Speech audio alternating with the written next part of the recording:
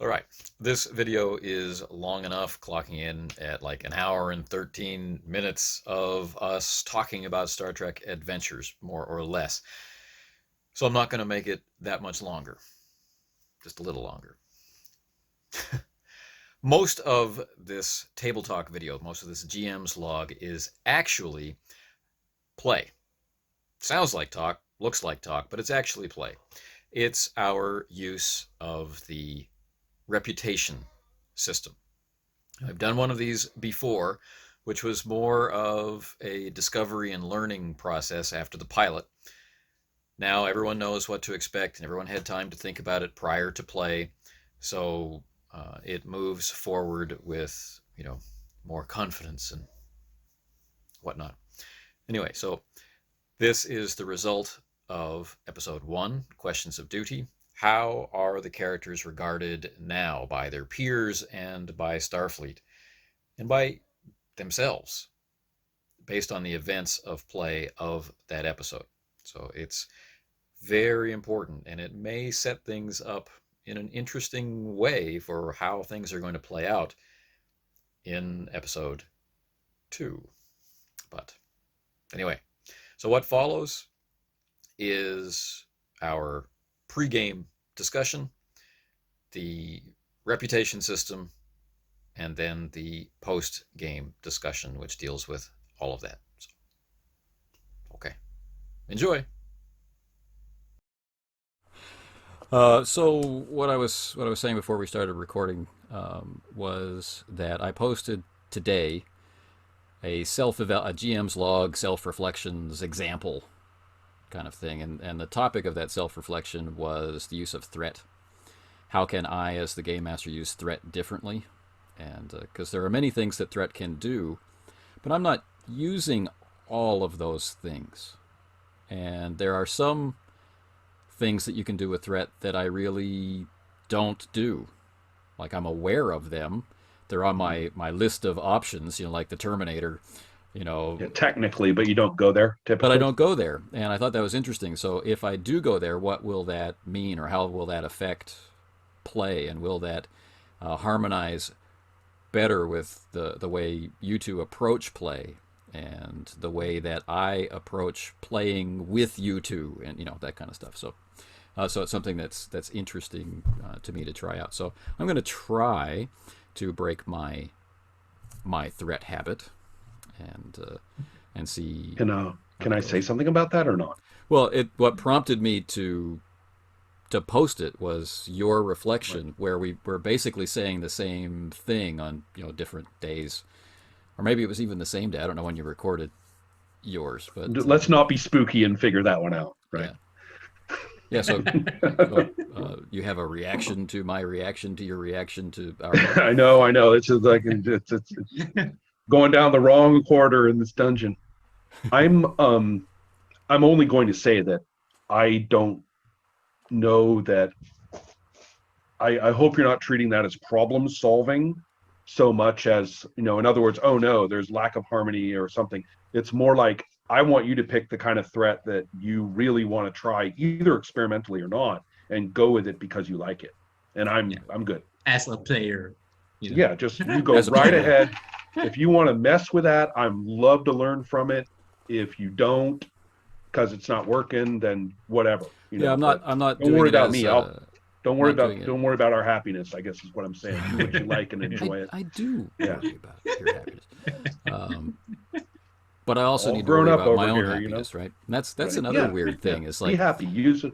Have fun. yeah, Yeah. what's the balance of happinesses? But no, the reason why I want to do it is that the previous group that I played this long term with, we had already been playing with each other for almost 4 years by the time we started Star Trek Adventures. So whatever rough edges there were, or whatever things that we needed to learn about each other, had already been done. So we were continuing to play together, and so I was using threat to make Star Trek Adventures work for them, and I've continued that exact same Oh, the usage of same threat, mode. Right. but I'm playing with different people. So What rough edges do you see? And I promise that this is not going to have any kind of defensive reaction. like, all I mean by that is we played Star Wars together, and we had different generations of Star Wars fan. Like, I got to see the originals in the theater when they were new, Right. and then the next age of people got to see them when they were re-released when Empire or when Return were released. Right, they got to see them in the theater, but not for the original run. And then the next ones, well, their first Star Wars movies were the prequels, and then the youngest one in the group had never seen Star Wars in a theater. So that was the range of things. So our rough edges were, what is Star Wars to you? And so by the time we had played for a couple of years, we had our own Star Wars, right? So we're in that exact same situation with Star Trek, right? So right. That's all. Okay.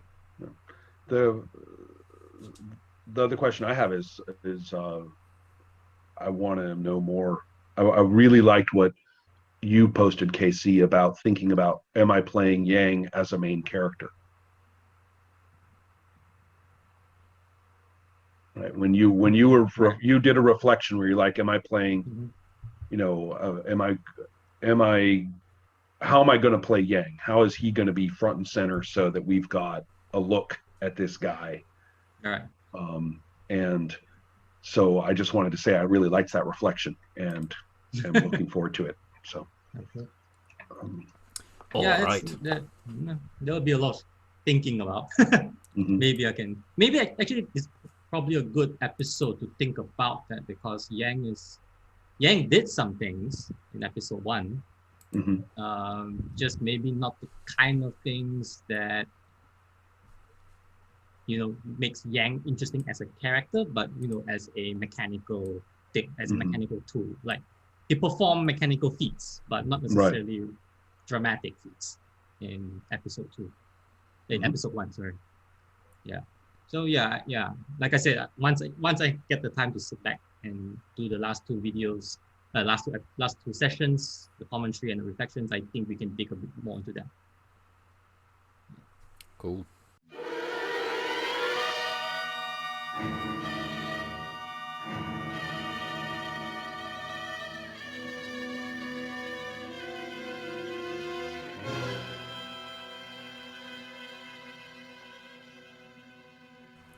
All right.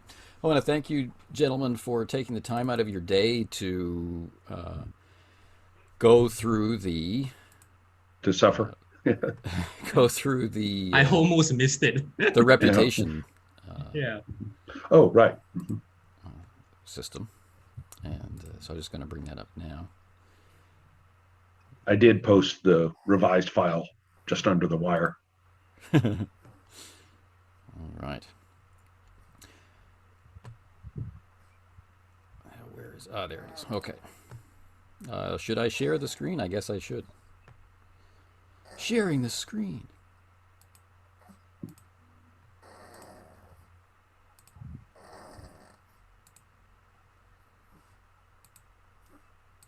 There we go. This one. Okay. Ooh. Can you see it? Oh, yeah. All right.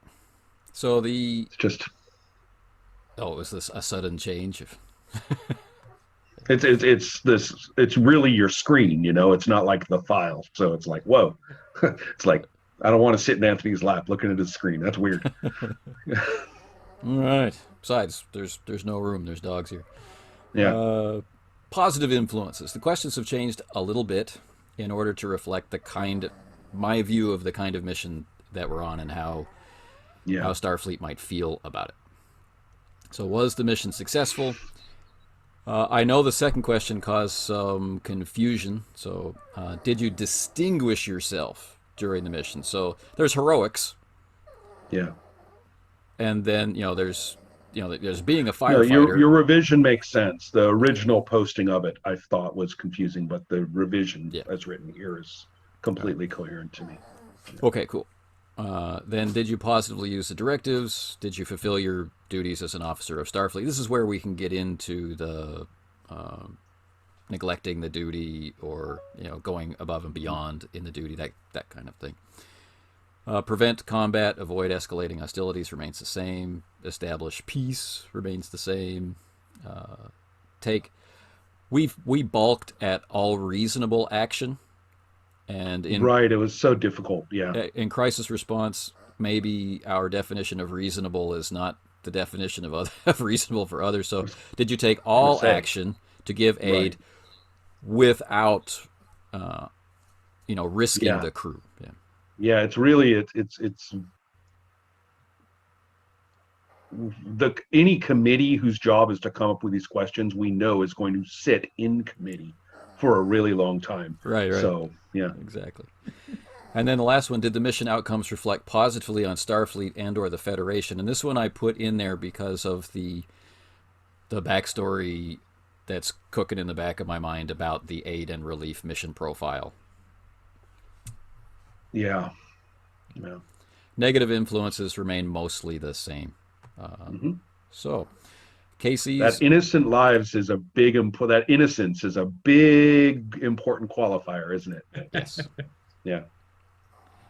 All right, so Casey responded. So to clarify for the folks at home, the directives that may or may not get invoked positively, the one that's always with us is the ship directive, which is to respond to danger, relieve suffering, and raise the downtrodden. And that would be in the opening credits. And then the special mission for Episode 1, Questions of Duty, was to lend all aid to the citizens of the Helena system in preventing hostilities. One of the things I like about the ship mission directive is that it's not particularly, there's nothing in there that says, through peace, through how am I going to put it? There's no pacifism in it. Right. Respond. So it's kind of like, it's kind of like, look, we know we all know you like pacifism. We all know we all like pacifism. But your ship mission directive is sometimes to know that that's not what's happening. You got to choose. Yeah. Right. I think it would put ships too much at risk if they had to. They're the pacifist clause. Yeah. There's a giant space creature which is absorbing star systems. That's First, right. try to negotiate with it. Yeah. Okay, so Yang's response are in bold because Yang is bold. Exactly. As well they should be. Right. All right. So positive influences, was the mission successful? So if someone else can count up the positive influences for me as we go through. Was your mission successful? According to Ensign Yang, yes, because the wreckage was found, and we know what happened to the crew. Okay. I'm going to clarify one piece here in that, yes, the ship's wreckage was found, and the official report is lost with all hands. Right. But as for recovering all the bodies, space is really big. Yeah. We don't actually have a toe tag on the executioner, but right. That's how it is. Okay. Did you distinguish yourself? According to Ensign Yang, yes. No. According to him, no. Oh, yes. No. We've got yes. His answer is no. And no. Interesting. Yeah, so no. So no. All right. Ensign Yang, as a leader among men, is judging himself harshly. Okay. Did you positively use one or more of the directives? No, this hasn't come up. Values also. I mean, there wasn't a lot of determination spent except for Korsakov, who had to... Yeah, I have different answers here for these reasons, but go ahead. Yeah. Did you fulfill your duties as Starfleet officer? Yes. And not taking any crap for people who told him otherwise. Very true. Yeah. The memorable cafeteria scene. Yeah. Yes. Did you prevent combat? No. In the line of hostile combat, fire, the only appropriate action was to fire back. Yeah. Did you establish common ground? Yeah. Not my job. Right. Exactly. Not to mention disinformation subterfuge and hostile weapons fire directed at us. It's like, you know. Right. It's kind of interesting there. And if we look at the cafeteria scene, we also see that, Yang stands up for himself. He's not trying to, hey, man, let's just get along. Let's look at it as together. I members can of the see your point of view, right? Yeah. Right. It's like, I don't need to study. Did you take all action? Yes, question mark. We rolled our heads off, that's for sure. Yeah. So I think we can eliminate the question mark here. Yeah. Right? Affirmative. And did the mission outcomes reflect positively on Starfleet or the Federation? Yes, question mark. The spirit of the mission was achieved, though any discontent by other planets would remain to be seen. Okay. So I count 3 yeses. I'm gonna just not. I'm ignoring the question mark. I get the ambiguity, but we fell on this side of it in those questions. So engineering has 3 yeses. All right. Negative influences. Was the mission a failure? No, according to orders. Did you disgrace yourself? No. I did not allow disgrace. Did you follow the mission directives? No. Or did you challenge one of the directives? Sorry, no. Right. Followed them. Were you derelict in your duties? No. Were personnel under your command killed? No. This is where being an ensign rocks. Yeah, exactly. It's like, what? Yeah. Not that you won't have people under your command, but perhaps they're less likely to be shot. Right. Were innocent lives lost? No, the attackers would not be considered innocent in this case. This one I'm going to challenge because the missing ship. All right. Okay. Did you employ force to ends other, not directly? Yeah, I'm going to agree with you there. Did you employ lethal force? No. Yeah. He could have. Yeah. Right. So yeah, you're an innocent bystander to the actual firing. I pushed the button. Yeah. Did you take unnecessary risks? No. Did you act unethically? No. All right. So how many negatives did we end up? Well, you challenged the one, so you're going to say yes. If Anthony insists that one is a yes for innocent lives, then there's one That'll yes. be the only one. Yeah. There one. Right. All right. So in the system, then, we have a target number of 7 as a base, plus your current reputation, which is 3, as the difficulty. And the number of dice is equivalent to the number of yeses. So 3 dice versus difficulty 10. Difficulty 10. And the negatives do what?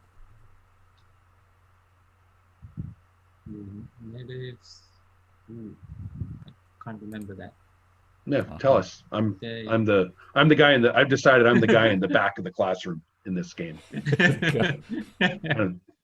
Not obstructively so, but more or less deliberately. Reduce dice? Okay. If I'm not mistaken. There we go. The reputation roll. Determine the target number, 7 plus current reputation, so generally 10 for our group. Okay. Right. The difficulty of the roll is equal to the number of negative influences you have. So that's 1. Difficulty 1. Okay. And the target number is 10. The difficulty is 1. And the dice pool is the number of positive influences. All right. Okay. So that's what we're going to do for Yang. Let's now go back and do Korsakov, whose responses are in files, and then we'll roll. Okay. Casey, I'm not going to be able to remember the numbers for you for your roll. So do you have them? No, I haven't rolled yet. No, I know, but do you know what to roll and what difficulty is? Because I'm not going to remember.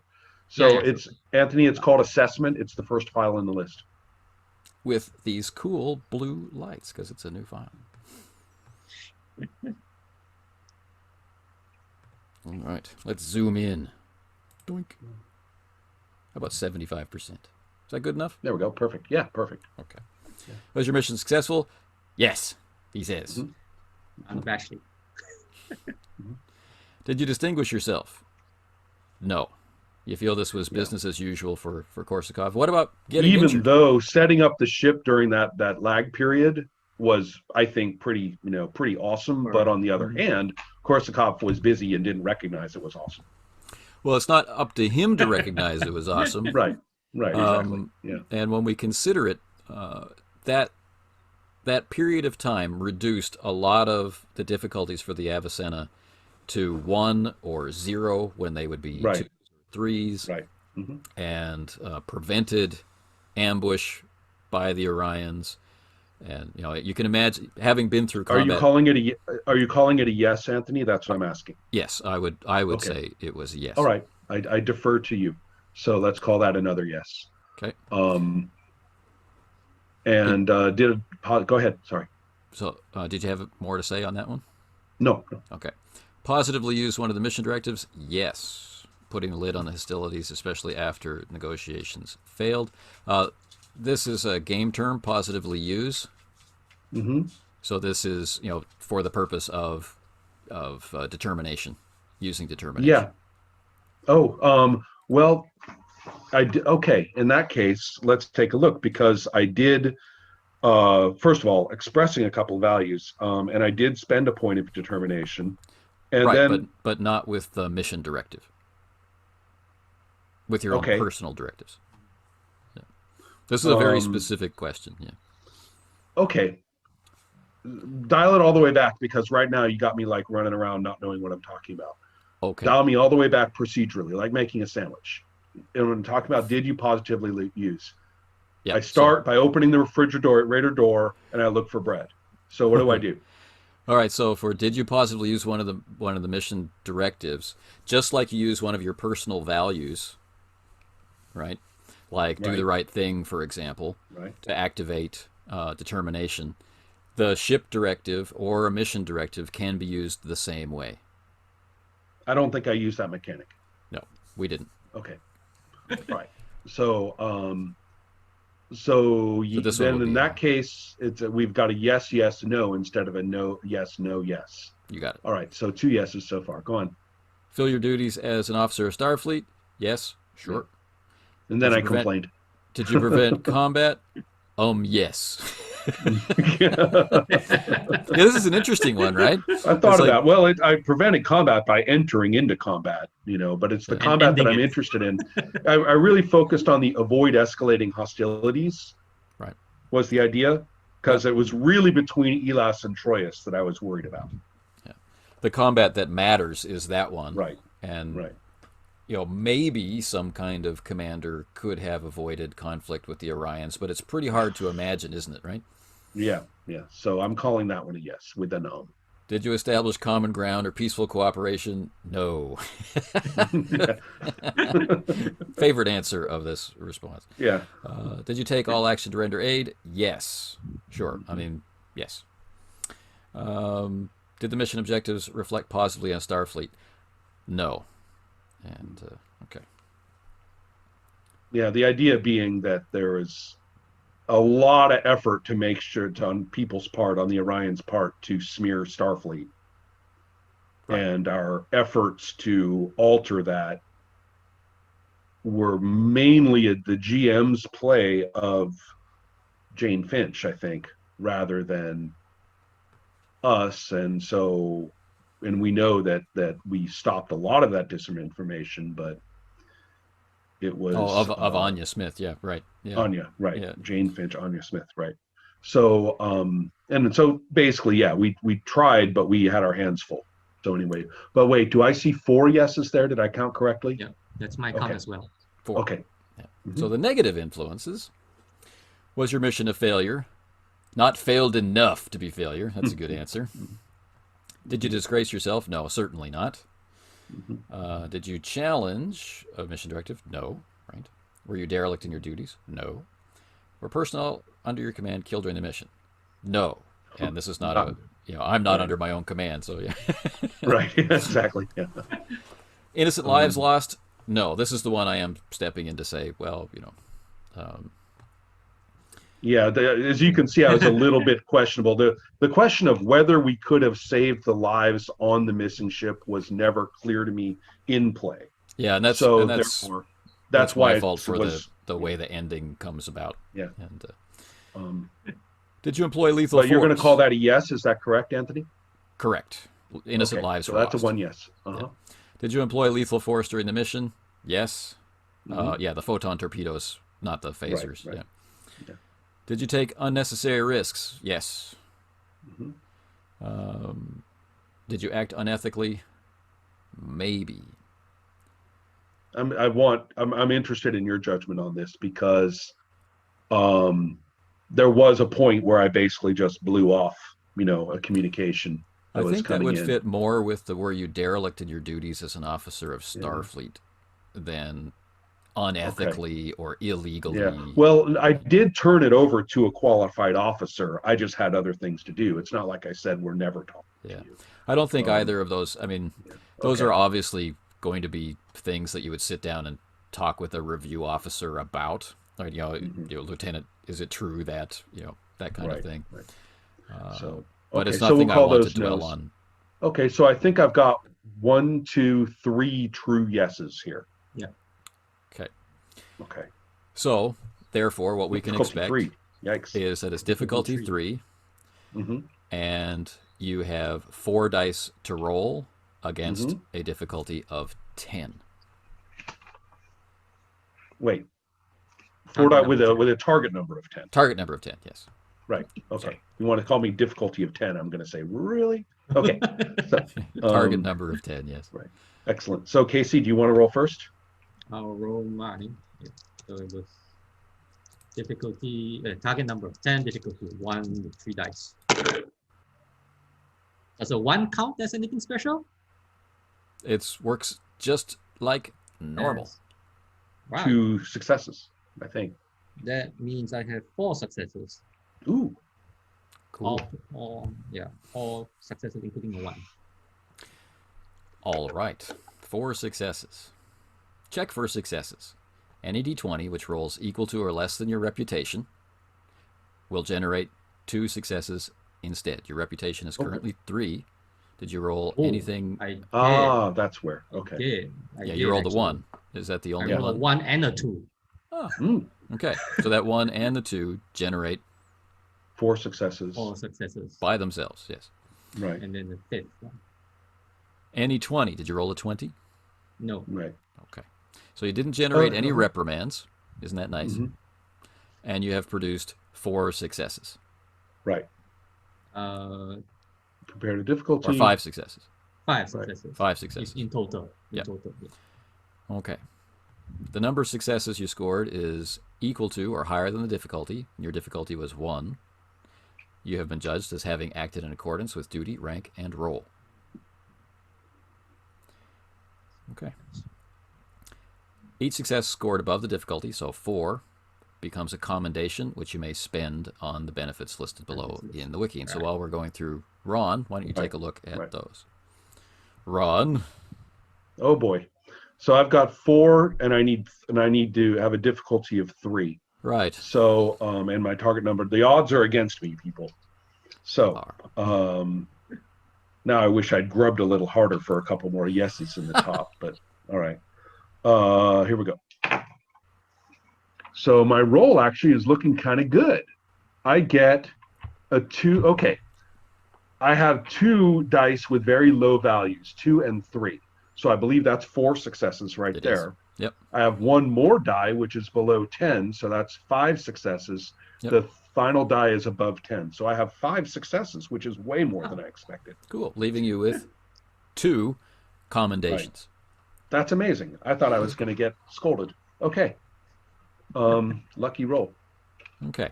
So if we go down to Commendation Spins, Mm-hmm. They are, just to review, gain favor. Mm-hmm. This is to be used situationally to gain the favor of an important NPC in an adventure. So this is one that you would like bank. Right. Mm-hmm. Increase reputation. This has a variable cost depending on what your reputation actually is. Our current reputation is 3, correct? Correct. So, commend another if you are the commanding officer, which neither of you are, so we'll just skip over that one. Right, okay. Mm-hmm. Awards, you can reflect your service in terms of war. So looking at Korsakov, for example, he was injured in the line of duty. Right. Okay, this might be that kind of thing that you'd be looking at. Each award has a different cost, and I'd have to look it up if you're interested in that. Right. That's fine. Status. We create a trait for the character, which reflects certain achievements. Mm-hmm. Okay? But this costs 3 commendations, so it doesn't look like we're going to be able to get there. Right. I have 2 spends. Wait. I have 2. had 4, 6. I have 1. Okay. Never mind. You had 5. I forget. I had 5, so 5 minus 3. Got it. Okay. Yeah. So elevation. Become an officer and promotion. So these are the same. 1 if you're a non-com, and 1 if you're an officer. And promotion's expensive. Right. All right. So there we are. Wait. Go back down there. And whoa. You're whipping past our spends here. There you go. Right there. Okay. Okay. Shoot. I would like to increase reputation, but I don't have enough. And these are to be spent immediately, correct? In full? No, you can hang on to them.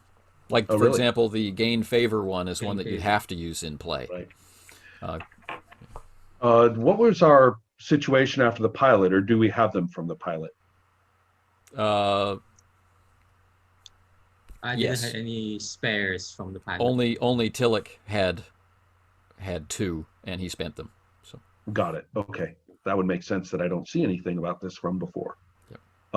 So I've got 2 to spend. I'm actually I think I'm very interested in hanging on to those or hoping for another one later. Because I'm really don't want or like any of them. You don't I want could to command see getting someone? Well, I can't command. Oh, that's right. Yes. But more importantly, an award makes a lot of sense in the fiction. So maybe I'll consider one of those. Right, we can do that offline. Let me just write 2 recommendations at the moment. Right. 2 commendations. 2 commendations. KC, anything that grabs your interest, or do you want to bank it? I am looking, in the fiction as well, I'm looking at the increased reputation, which could, work in favor against, any more showdowns in cafeterias. Exactly. Yes. Yeah, I'm interested this sounds terrible, but I'm interested in status and reputation, which is really a horrible thing to say. But at the same time, I think the status part also plays into that as well. Like, I'm creating a trait to eliminate, gossips behind my back about that particular subject. Right. Rather than, reputation as being a more broad stroke kind of application of it. Yeah, like hot pilot or something like that. Right. Yeah, hot pilot, or I did the work right. Oh yeah, he did the work. Yeah, he's here because he did the work. Okay. Yeah. That would be as opposed to the trait "Mama's boy." Yeah.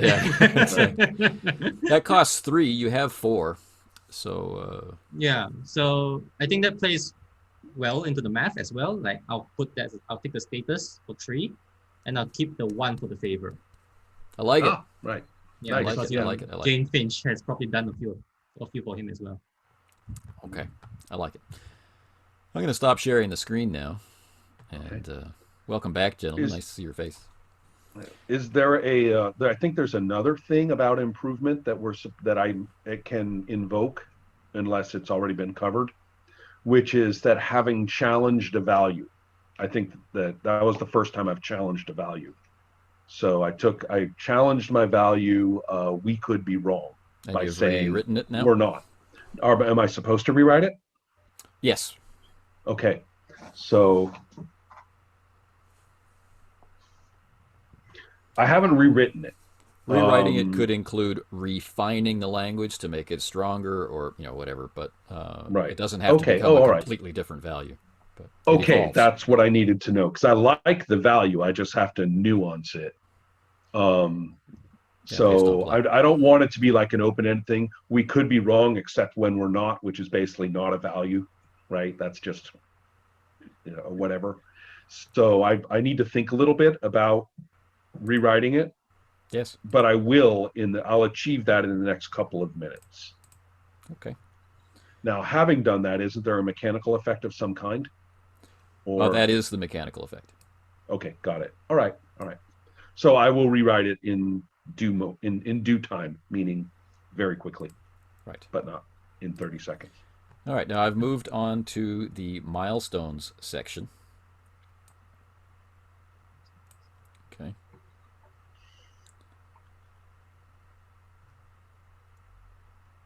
This is for character development. Right.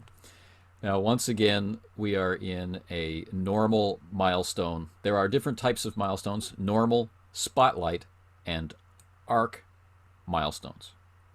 As this was just our second episode,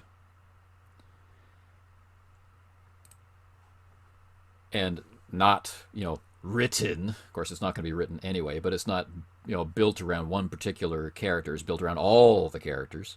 Right. This will count as a normal milestone. Improvement of the character in Starfleet or Star Trek Adventures is rare, as we figured out last time, right? The characters are at the peak of performance. So the character challenged a value or directive during the mission. So for Korsakov, this is a yes. For Yang, he didn't need to. Yeah. Second criterion to achieve a normal milestone: the character was injured by an attack to kill during the mission. For Korsakov, this is a yes. 2 out of 3 so far. For Yang, no. The character used at least one value or directive positively, or at least one value or directive negatively. For Korsakov, this is a yes. Yeah, okay. This is a no. 3 and... So, oh my God. My apologies. That's what I felt when I was Yang playing. I felt like I was engaging with this side of things.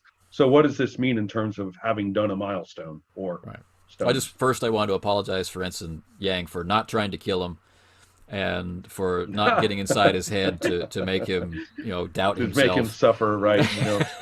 Right. But I'll do better next time. Here it comes. You know what? I'm going to play supporting characters this whole episode and just let Korsakov recuperate. And in fact, you know what? I think I'm going to do that unless it's really obvious. We'll find out. Not to. Yeah. Okay, so these milestones are to allow a character to change and adapt to the ongoing game rather than improve. With a normal milestone, you can choose to do one of the following things. Ron, for Korsakov, if a value is challenged and crossed out, rewrite the value. Right. Or choose 2 disciplines. Reduce 1 by 1 to a minimum of 1, and increase the other to a maximum of 4. Right. So no 5s come about and no 0s can come about. Choose one of the character's focuses and replace it for another focus. So if you've got one that you've never used, that you now can't imagine. Yeah, you know what? I kind of like this. This is interesting because I actually don't want to rewrite my value. I liked challenging it, but I like it. So I'm glad I have the option not to change it. So its mechanical effect in play was when you challenged it, it gets crossed off. So you can't use it now I decide during play because you're in doubt, right? Yeah. Cool. The last option you have, so you can replace a focus. The last option is to select a supporting character that was used during the adventure and use one of the above options for them. Okay. Actually, I kind of like that too. First things first, since I can do this 3 freaking times and I'm not going to do the rewrite one, I'm actually you going can to do one of the things I listed. Right. Yeah. Okay.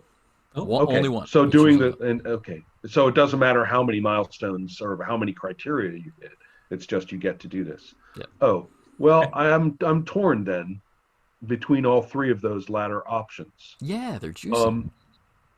Yeah, but that's good. I mean, too many choices, too many goods is, not a bad place to be. First, let me think about other characters. Okay, I don't really need to change any of the other characters, I think. I like them, but I don't think I need to change them. And then I also think that given the size of the ship and the fact that the con kind of gets traded around a lot, right? Mm-hmm. Tell me the difference between the disciplines command and con. What are those? How are they different? All right. Because actually, take the con usually means take command of the bridge. So, Right. tell me how they're different specifically. I'm going to actually go to the section and Explains. yeah, rather than go on my memory. Okay. Come along. There we go. Okay.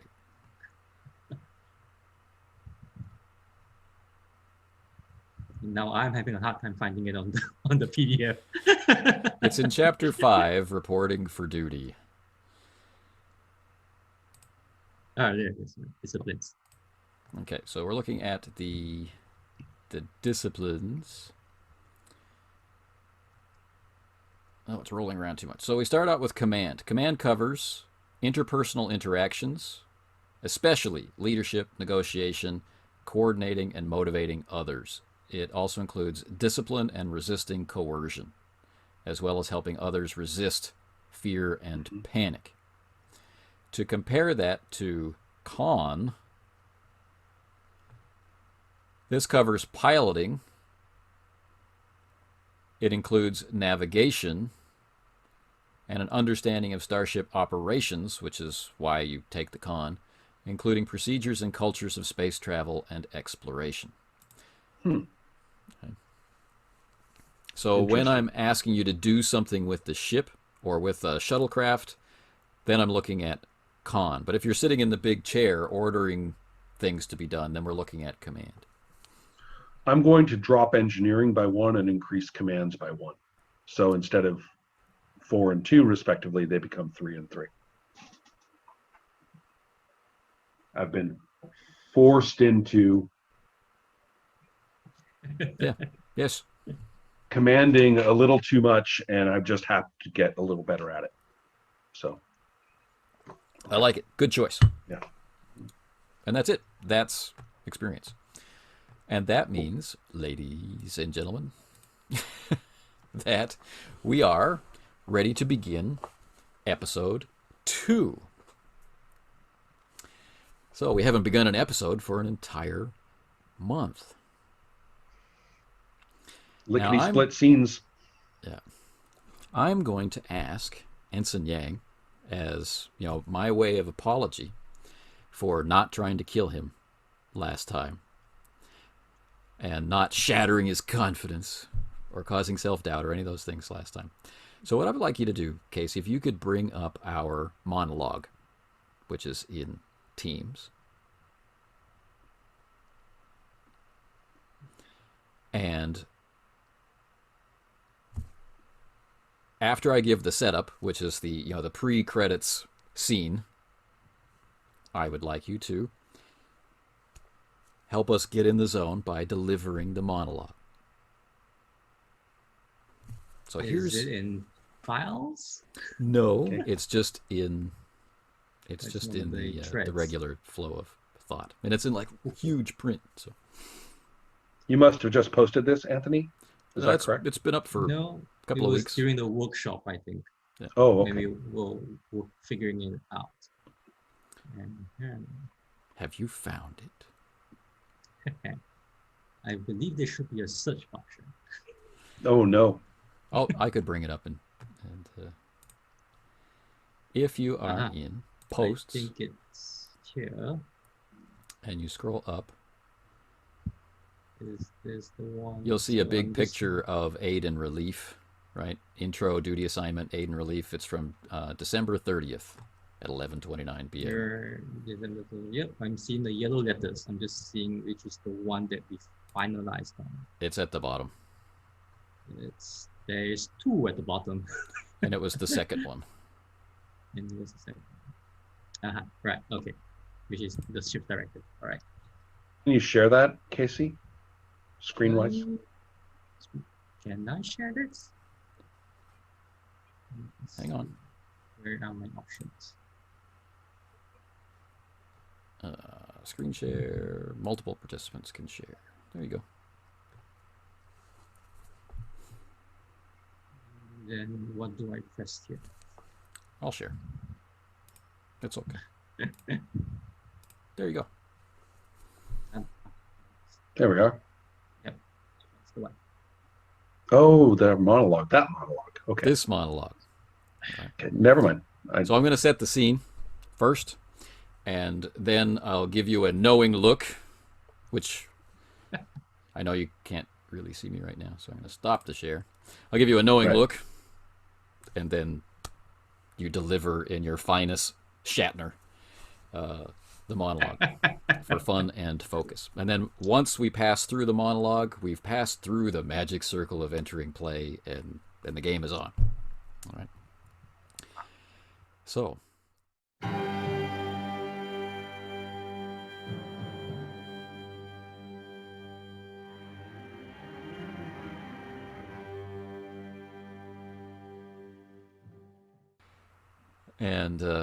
And there's just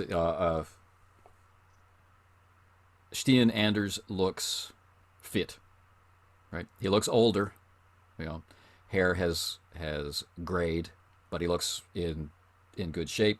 He's highly decorated chest, and he steps forward. The council is saying, no, you can't speak to him, and he gives them that command look, and they just kind of cut off, and he just walks up to Mbuto and says, "First officer, well deserved."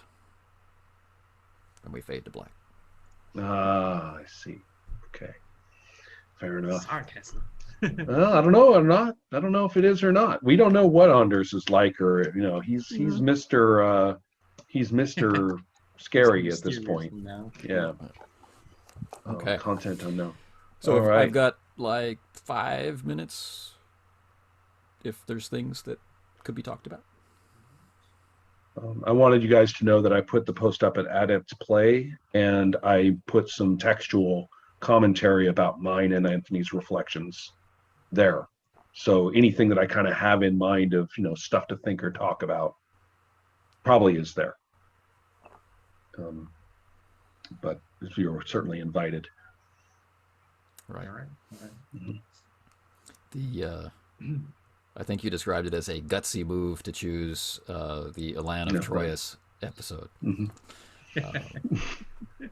Yeah, you're in trouble now. If I run the game in your player character, I'm gonna pick Friday's Child or something equally compelling.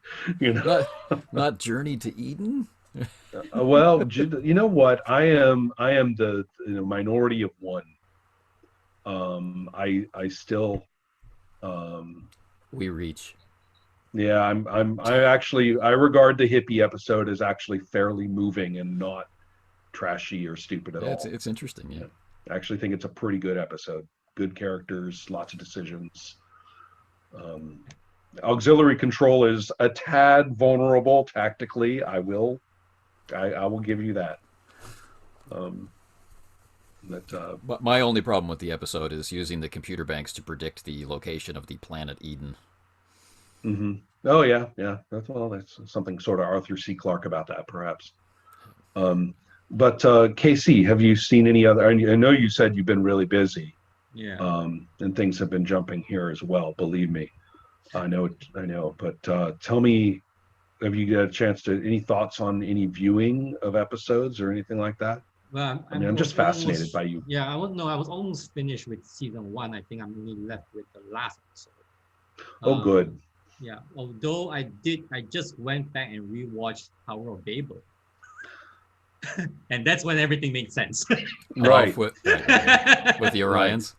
I had the same Orion, experience, actually. Like when I put the thing down on paper, maybe you saw in the reflections, I put the thing down on paper and said, yeah, and like the Orions want to, do war profiteering, like smuggling dilithium. And then I went back to Journey to Babel, and it's like, that's what they were doing in Journey to Babel. That's right. Right. No, you put Elan of Troyes and Journey to Babel together, and you're like, oh no, it's a disaster. They're just wearing the fucking things, and they're a bunch of barbarians. The Orions are like, oh. And the whole Orion subterfuge thing. Yeah, they tend. So now it makes sense. Yeah. Yeah. That's good. I'm sorry it They're didn't always make cutting sense on each other. live. Yeah, yeah. Actually, I should have probably watched. I probably should have watched it, before that final session. But yeah, I was able to find time just since recently. Yeah. Well, what did you think of the episode? Well, I don't know. What do you think? It's a loaded question. Let me be more clear. I really like Balance of Terror, particularly if you look at it without canon in mind and realize that you're watching this all completely fresh. We've never heard of a Romulan before. Right. And so all the backstory is only what's in that episode. Yeah. And I was just thinking, I mean, Anthony likes to sort of reverse engineer episodes sometimes.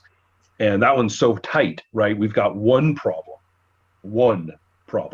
right? We don't have crisscrossing, we don't have crisscrossing interests, right, at work here. No planet is exploding next door to us or anything like that. And then you've also got like terrain. You've literally got terrain. You got legal terrain and you've got physical terrain. You literally have like a battle map, right? Of the situation. And you have and you've got a problematic crew member. You've got a crew member who up until, I mean, if it were up to him and if he hadn't been saved by Spock, could easily have put a phaser bolt in the back of Spock's head, at some point, right? I mean, he was grading up to some pretty serious, activity. And you've got a lost crew member, right, in there. Yep. So I don't know. I mean, there's a lot of. I mean, I was thinking about game mechanics, a little bit. That's actually a pretty decent demonstration, I think, when it comes to things like the sensor sweeps and all that. Right. And when you put it in a game situation, how the players react to it, I think the core rules actually do provide, I would say, quite a lot of good options to. Yeah, it's one thing that really comes up is the idea of playing NPCs on board ship, not like antagonistic NPCs who come in as an antagonist, but playing a character on board ship. Would you actually use complications to reveal? I mean, let's say you said, okay, well, there's this guy and he has some history with it. I mean, you could actually use threat and complications to make his antagonism more and more and more extreme, right? So as the NPC, oh wow, he's really means it, that kind of thing. Instead of earning momentum as an NPC, he earns threat. Right, exactly. Yeah. So it's a perfect example episode of that in action from inside the crew. And one, again, I don't want to be too meta about this, but I've really been focusing in my thinking about the game of starting simple. Starting an episode super simple. And like we were saying before, there's a monster in the mine, right? Or something, right? Really simple. And then through different people role playing and stuff like that, again, there's lots of ways to end up in a particular place through role playing techniques. You can't say the episode went like this, so it had to be played like that, right? There's hundreds of ways you could end up with the same plot. But let's go back to where No Man Has Gone before.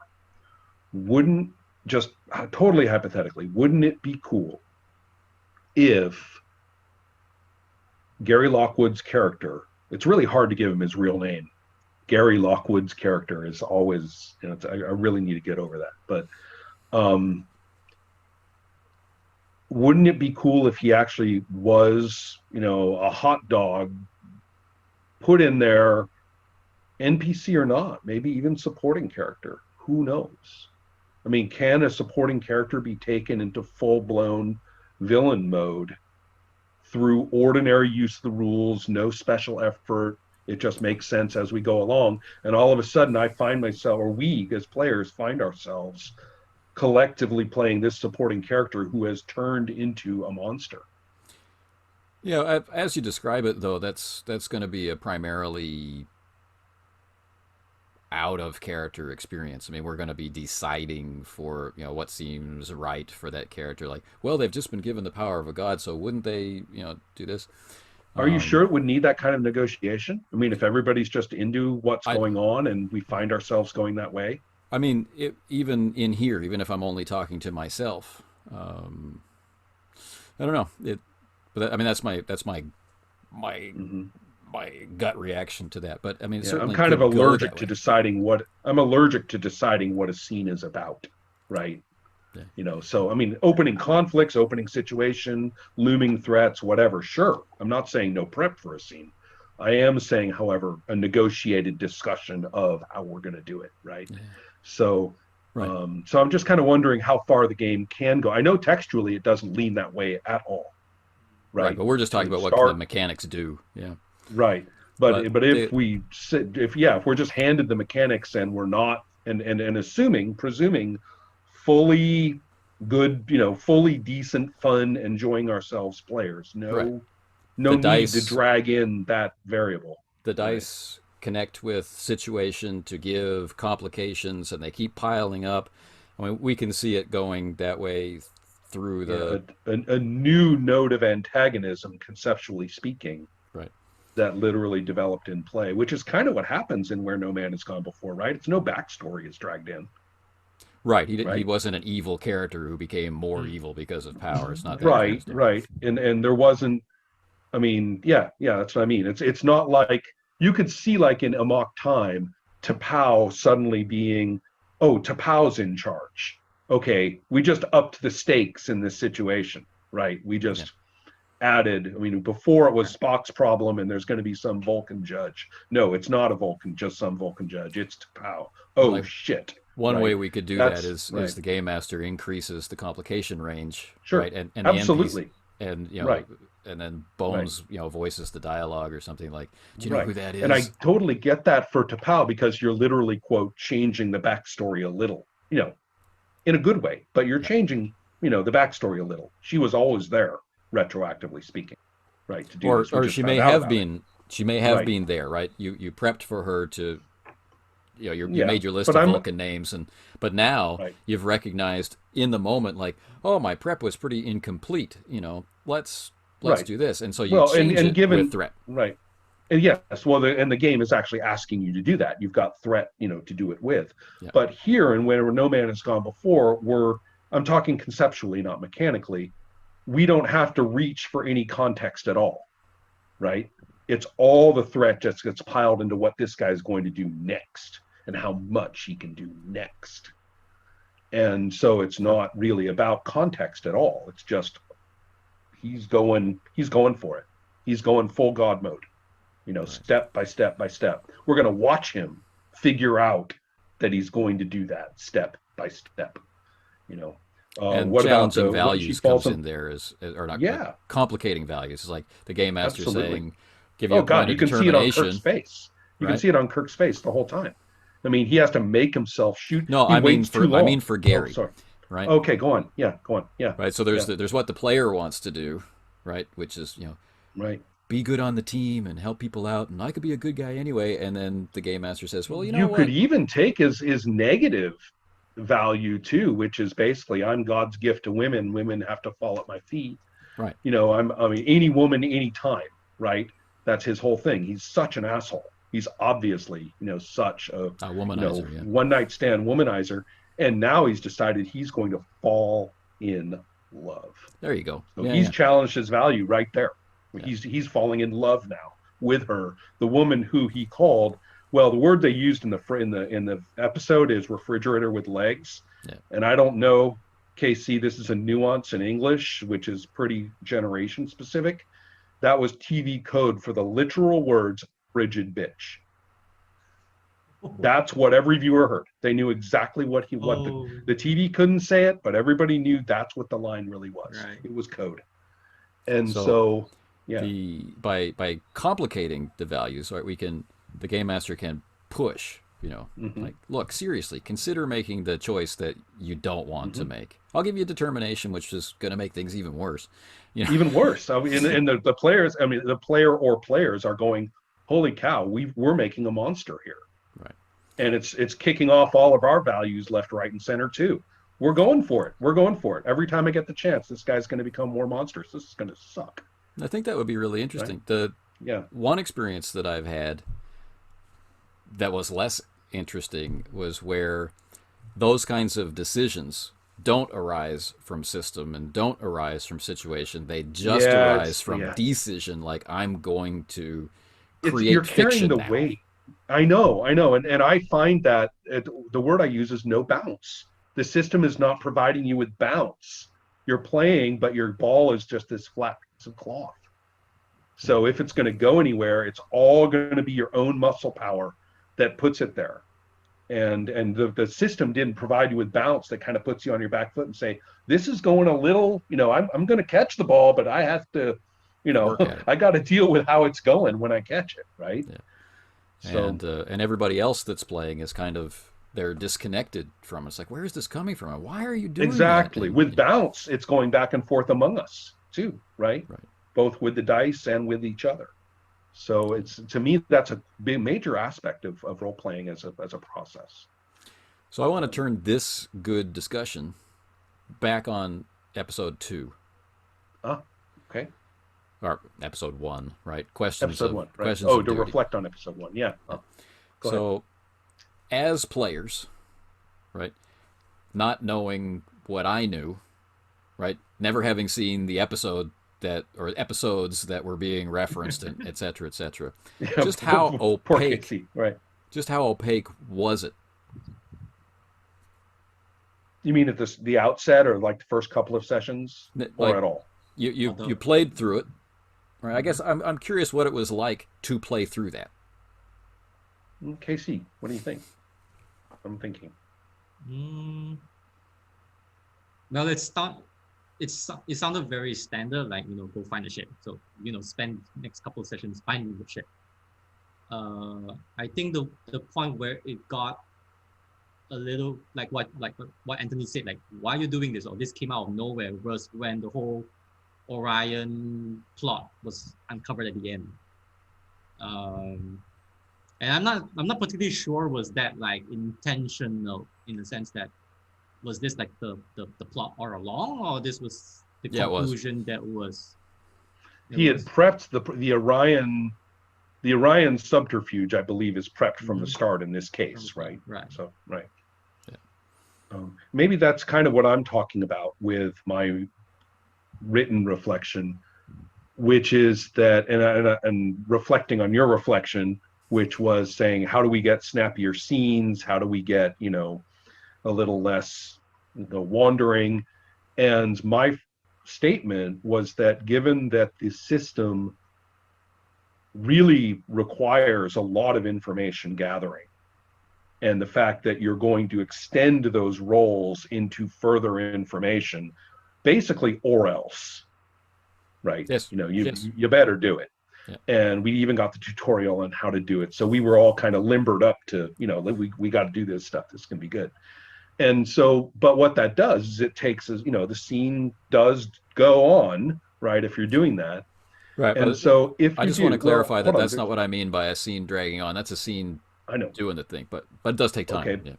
What I'm saying, though, is that if we're going to have personal dialogue about it, moments of player-driven character activity, I want to do this. And that's not, in the GM's head that we're doing this. That in a way you're getting kind of you're getting a kind of conflict of interest, basically. The players want their characters to do certain things. The players want to have interaction among one another as characters. And that's time too. So I'm not saying it's necessarily the case, but there is, as I experienced, you want to know what it was like from the player side. From the player side, and I think I can put all this together as a possibility. The more complex the backstory prep is, so not as created through complications, but as conceived. Original. Right. The more original complexity is involved, the more necessity there will be for extensive information gathering. Yeah. And that extensive information gathering, again, dealing with very external stuff, really isn't all that compatible with player character interaction and construction of how we're going to be dealing with life, right? Or who we are, because those tasks are relatively generic. I mean, the information gathering is notoriously kind of generic. It doesn't really matter who you are except for your numbers. So therefore, it's your questions that matter. Well, yeah, but if the question is what's going on, then there's your question, right? And you see, the more you provide, But the you'll get more this you, answer. the more, the more we provide in terms of that pre-prepped complication, then the more what's going on is the question, right? So this is where TV logic comes in, and right. part of what helps the game feel like the show. So, what I realized during my reflections, which I couldn't really express well in the summary that I released, but is that we had very proactive play. Like, you guys went after the mission like terriers, right? It was really cool to see. And when information was uncovered, particularly in that first episode where we invent our librarian and all this stuff, and we learn all this stuff, and it was just accepted. So in a sense, we were reactive to the setting or the situation, and we were proactive to the mission. So we keep driving through and diving through, which, similar to the pilot, left a lot of the context off to the side, which could have eased the way of things. So I was thinking TV-wise, and I was thinking, of course, with all the information, and so it's much easier for me to perceive a route through it. So it's too complex, as you were saying, right? But not seeming complex to me. Right. And so I appreciate you putting it that way, and I don't want to be critical. One thing I really hate is how I would have done it. No, I'm saying what I'm learning from it. Okay. Right. That's a different thing entirely. Yeah. So what I'm learning from it is that knowing myself and my preferences, that harmonizing thing you're talking about, I would be prepping nuggets. I would be prepping nuggets and saying, when I need Orions, I'm probably going to have the complications and threat I need to bring them in. When I need the revelation that the Horta is a mommy. And we were even talking about Amok Time, and I'm saying, no, the game doesn't lean this way. Our preferences might not lean this way. But frankly, you could have just started that episode. A person could start an episode that would result in Amok Time by saying Spock is sick. Right. And that's it. Spock is sick. So from my point of view, I started with the nugget of the Orions. I can't think of the word I want, but anyway, capture Elan's duty. And the rest of my prep was just understanding the social impact of that. And what I like about the nugget is that you can approach it through action. Go find the ship. You can approach it through diplomacy, like, is there some reason for the ship to have disappeared? You can do a variety of different methods. I guess what I'm perceiving is that, given the complexities of the two episodes that you drew upon, that there was in such an immense amount of things that are actually on the table as prep. Right. And so that's what I guess I'm saying, and is that leads us into a situation where there's always more to find out. And stuff. I mean, always more. Always right. That was why I started this tangent. So as a process, the TV logic tangent, right? As a process. So we've got Ensign Yang at the helm, and we think, well, there's nothing he can do. We need a librarian, or we need a sensor operator, or something like that. But Ensign Yang is exposed to all of the sensor data about the system and the expanding star charts and the grid and whatnot. So in a case where he winds up with some momentum, it's not out of the question of obtaining some information about something that relates to that, like the traffic ion trails or who knows what. Yeah, right. exactly. When Scotty pops up and says, "Oh, there's an ion trail leading to exactly. Spock's brain," right. So it's just that's what I meant by TV logic. That's why I brought that up. I don't want to say, well, if I were playing, I would have done this, because I totally get it. But I do you see that what I'm perceiving, which is that there is an interesting difficulty of matching developing complications and versus the stuff that is fucking complicated because it was prepped that way. Right. That's something I'm definitely been thinking about for a while, man. Yeah. But I'm still trying to. That's why I'm nice medium. I'm thinking that I would go, instead of like trying to find a balance, I would just punt and say, look, I'm going with, let's see where it goes. The easiest freaking thing to do to start. And I'm just going to trust the dice to make this episode either as complicated or as simple as it will turn out to be. So that's why we have this episode. Yeah.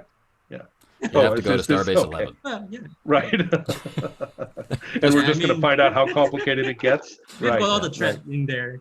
Well, something tells me we've done a pretty good job of laying down a bunch of seeds. That's kind of interesting. What's happened?